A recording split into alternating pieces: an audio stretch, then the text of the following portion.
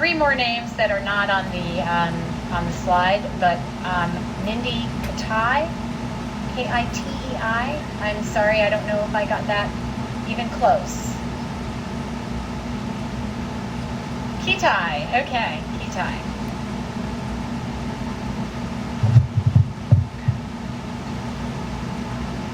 My name is Mindy Kitei, and I'm a science reporter and blogger at CFS Central. In 1994, I wrote an investigative piece for Philadelphia Magazine called The AIDS Drug No One Can Have, about the experimental drug Ampligen. But I'm here today to say that it's vital that the FDA understands one thing.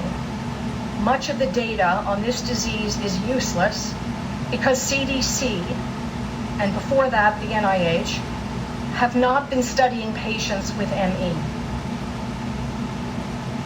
They are not studying patients with natural killer cell defects, VO2 max abnormalities, or abnormal tilt table tests.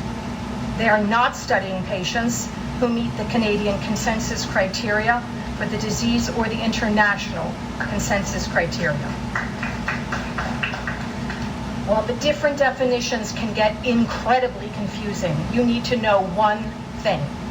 The Fukuda and the revised Fukuda, also known as the empirical definition, as well as the Oxford definition and the Holmes definition of this disease, are not accurate. Yet, CDC uses these definitions instead of the Canadian consensus and the international consensus, which are accurate. Dr. Leonard Jason of DePaul University has shown in published studies that CDC, in employing the empirical definition, is studying patients with major depressive disorder, not patients with ME. That's like doing an HIV trial and none of the people are HIV positive.